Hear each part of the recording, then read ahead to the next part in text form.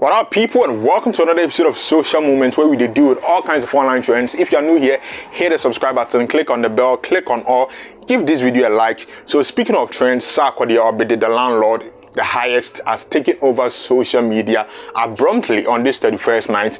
So remember a couple of days ago, Sarkodie performing at Africhella, all of a sudden he decided to claim the landlord title for himself. Watching me and it's your first time.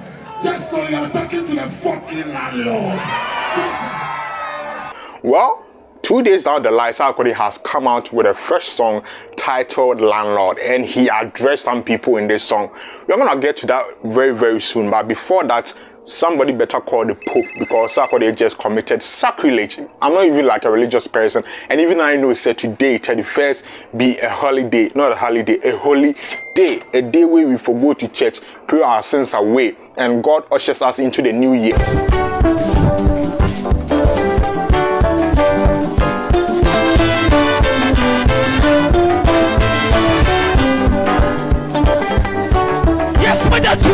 Sarkodie decides to drop this atomic bomb on us. Like, bro, who even does that?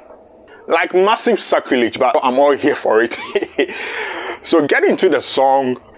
People collect, like several people collect. NASTC collect, Kevin Taylor collect, NDC collect, MPP collect, just everybody collect. The Sarkodie collect, well, we'll get to that soon, like I said. But here are some things where you might have missed about the song and who it was addressed to. Even though I don't really hear much of a shade for Sarkodie, I feel like this verse here was meant for Sarkodie. So I thank God I put in a lot of work, so they call me the landlord. It's not an easy road. I thank God I put in a lot of work, so they call me the landlord. They call me the landlord. It not be him where they call himself that. It not be him where they claim the title. It be people will take that crown. People will take that title, put on his head top. Even though it's saddle, I feel like if there was a shade in there for Sarkodie, this might have been it, because I've listened to it severally and I don't really see any other place where I can say it be Sarkodie in shade. If there was, this one be it. So nice to see, sort of has some beef with Sarkodie, which Sarkodie he wasn't even aware of, because he sort of brushed off NASTC. NASTC was trying to talk to him, trying to get his attention a couple of years ago. And NASTC seemed to have taken it personally, and he mentioned it on radio very recently, which blew up and was everywhere and everybody was talking about. I'm the biggest inspiration to your favorite rapper. I ain't trying to be cocky faced, I do it proper. So here he says, I'm the biggest inspiration to your favorite rapper. What exactly he's talking about is M.I. Abaga. M.I. Abaga, NASTC has made him know that Nigerian rap superstar M.I. Abaga is his favorite rapper. But M.I. Abaga, though, has declared Sarkodie the king of rap in Africa. He admitted that he doesn't mind being second to Sarkodie. He says it himself. And here Sarkodie says, I'm the biggest inspiration to your favorite rapper. Basically telling NASTC that, kid, make you go sit somewhere, make you for rest. Because, he's higher than you, basically. And in the next line, he moved from being cryptic to being specific, saying, I heard the young champ is hurt, I'm sorry, but anytime you meet the highest, all you need is just a marker, make I give you autograph for you to fuck off. I bet it. So he bodied NASTC right here. So, the biggest inspiration to your favorite rapper thing, to those who don't know, wouldn't have known. But in this next line, he makes it very clear who he's talking about, hiding no punches, hiding behind nothing, coming from NASTC. So you can walk out, and so it's not me, you're fighting your own ego. Sarkodie says, I ain't gotta shake your hand so you can walk out, and so it's not you fighting me, you're fighting your own ego. Some things you need to sort out. And like I said, when he said, Sarkodie ignored him, like I said, the man is a busy man, so people come at him all the time. He cannot please everybody. So maybe he didn't even realize like he was brushing NASTC off, but clearly NASTC took it personal, and he addresses that here. So Sarkodie went from being sort of cryptic to being very specific, and then he sort of cooled down, took it back a little bit, gave some shout outs, some compliments by saying, he is still a fan of NASTC. Don't get it twisted, I'm still a fan. And then he cranked the shit up to like 11 and came in saying, I never reached out to you homie, but I know what you're trying to do.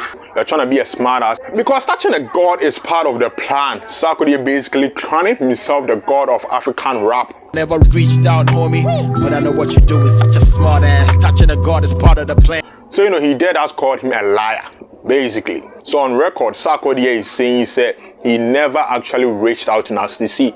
But Nasty C would have us believe that Sarkodie reached out to him at least, what was it, 2 times? I think, if I recall correctly, in that radio interview, right?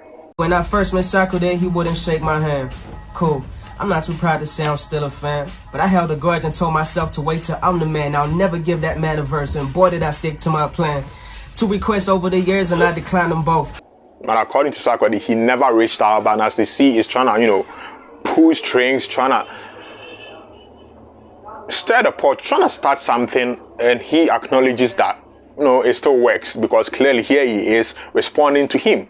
And then Sarkodie goes on to put himself on the same level as Hove, saying, say, this is like him, saying, say, him replying to Nasty C is like Jay-Z replying to Lil Durk.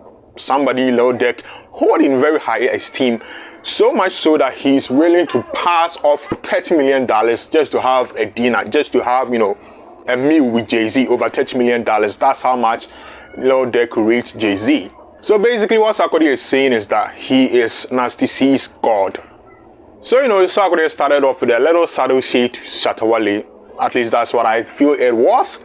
And then he jumped onto Nasty C and bodied him totally.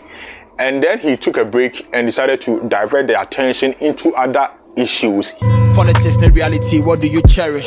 Sarkodie has gotten a lot of shit for endorsing Nana Addo, for endorsing the MPP. For the reason he claimed he endorsed them was their free senior high school policy, which he says he's benefiting from. Because of that policy, he has some nephews which his mother would have contacted him constantly asking for, you know, school fees, amenities and such. But because of the free SHS policy, that burden has sort of been taken off of him. So he's very grateful for Nana Addo and his government for implementing the free senior high school policy, which he benefits from, which is the reason why he said Nana Twaso, for those who don't speak Twi, Nana Twaso, Nana Akufo-Addo continue.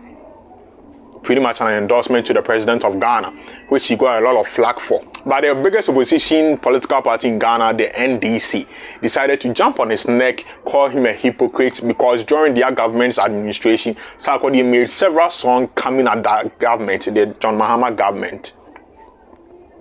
And since the NPP took power 6 years now, there hasn't been a single song from Sarkodie telling him their mind, even though they are running this country into the ground with their many shambolic performances in the economy and other places. So many people have dubbed Sarkodie a hypocrite, a one-sided political person who will boldly tell the NDC that they are not performing, but will be beating around the bush when it comes to the MPP, and even go ahead to give Nana Addo an endorsement when the masses are actually disappointed in his administration.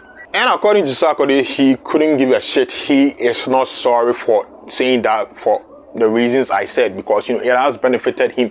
And if people want to come at him, they are at liberty to do so. So he dove in more into the political side, saying, you know, people will suffer. Those who don't speak here again, people will suffer, but the government, the politicians will eventually benefit. Everybody who learns how to steal is the politician who thought him would be. That's what this line means. And the people who are insulting him are fools. That's what the next line means.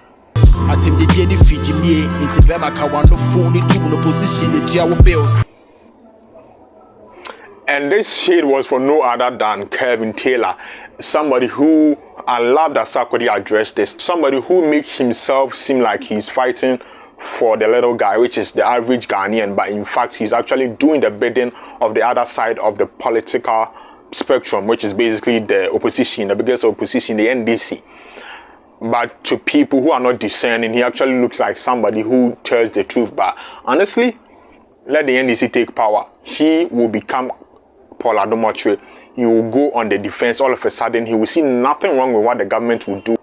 and Paul Adomotri will go on the offense and become Kevin Taylor, who will suddenly, all of a sudden, see everything wrong with what the NDC government will do. They don't give a shit about you. You are just a pawn. They have their paymasters. They take their money and they come and defend their rubbish. They don't care about you. And that's what Sarkodie is saying here. That all the insults Kevin Taylor has been raining on him is simply because he's being paid by the politicians. He's being paid by the opposition. His bills are being taken care of by them. And it's the fact. And